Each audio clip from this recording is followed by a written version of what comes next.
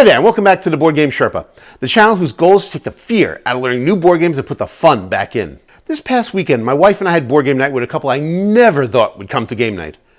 Mike and Linda just weren't into board games. But this past weekend, the stars aligned, or something, and they finally said yes to our regular, polite invite to come to game night.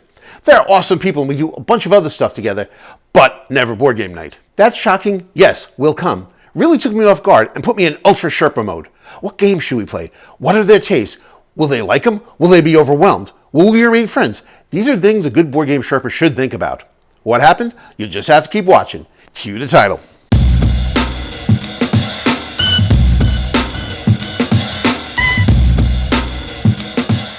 Based on what I know of their taste and interests, I came with a list of about 6 good gateway games for them.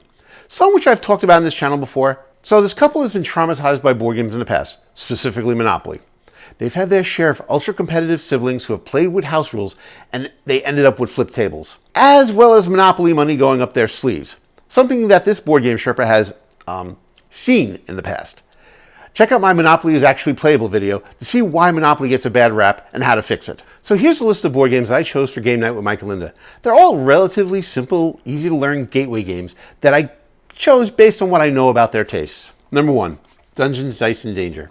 Dungeons, Dice, and Danger is a really cool roll and write dungeon crawl. That's a really fun game to play when you want to play Dungeons & Dragons, but you just can't get your group and or DM together. I did a deep dive on Dungeons, Dice, and Danger for my gaming expedition series about a month or so ago. I'll put the link in the description if you want to know more. Linda had expressed interest in playing pure Dungeons & Dragons, so I figured this would be a great starter experience for her, especially when I'm not a DM, nor could I get my group's DM to come on such short notice. I brought this one out first and quickly explained what it was, but I might have made it seem more complicated than it actually was. And I got a pretty quick pass on it.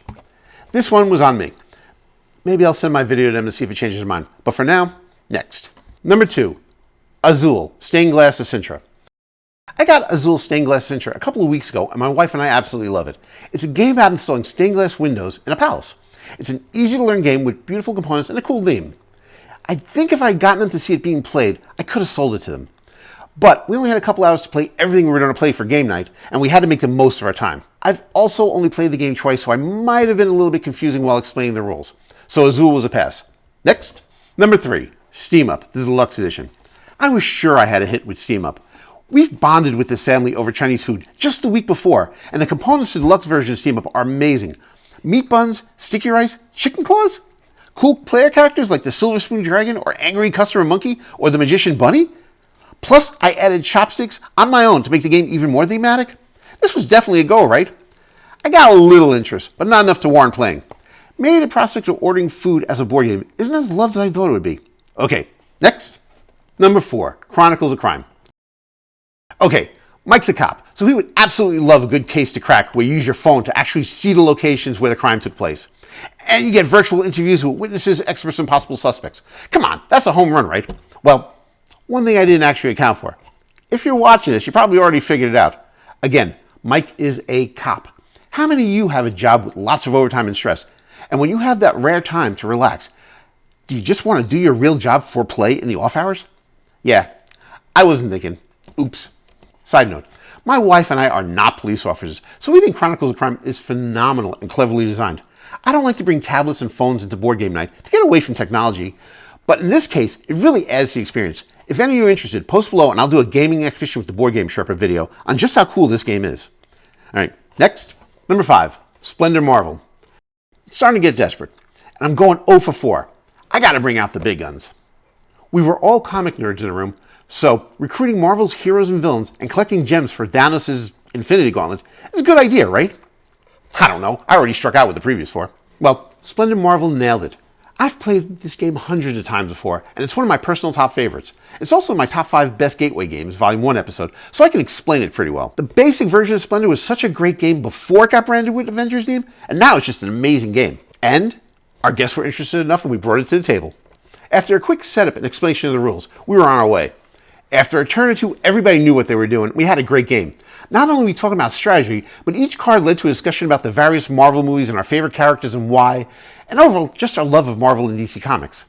After the game, Mike and Linda told me they were going to buy their own copy of Splendor Marvel to play at home with their kids, thereby making these former non-board gamers officially board gamers.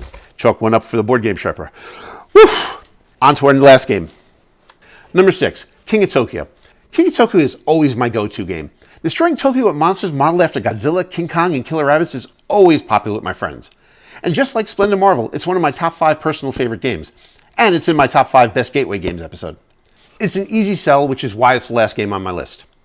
Who can resist Godzilla? So we brought it out to the table, and as expected, it went over really well. That is, until we got deeper into the game and got to the point where we were close enough to start killing each other off for good. Nobody at the table had the killer instinct to deliver the death blows. All those years of torture from super competitive siblings came out from our traumatized friends, and we had to have the talk. You know, the talk when you have to tell your opponents that it's okay to deliver the death blow, and we won't take it personal and swear an oath of revenge against them. Everyone has that talk, right? Seriously, there's definitely a balance between being a board game jerk and just not taking the win. Happily, King of Tokyo has 2 ways to win: decimating everyone else or being the first to hit 20 points. But this night, our board game night was a safe space to destroy your opponents without fear of long-lasting backlash, and good sportsmanship prevailed. Nobody won on points. After the game, I asked them if they'd buy King of Tokyo. And they liked the game enough, but they just weren't ready for 2 games. Wanting to buy Splendor Marvel at all was enough of a win for me. And even more importantly, they would come back to future board game nights. Thanks for tuning in. If you learned any tips on how to bring your non-board gaming friends into your board game night, please subscribe to the channel and give a big thumbs up to this video. Also, check out some of the other videos I put up, particularly the Gateway Games episodes. I'll put links to those in the description. And if you have any great games that helps you bring your non-board gaming friends into the hobby, post them in the comments. We can't have enough games that bring more people into the hobby. See you next episode.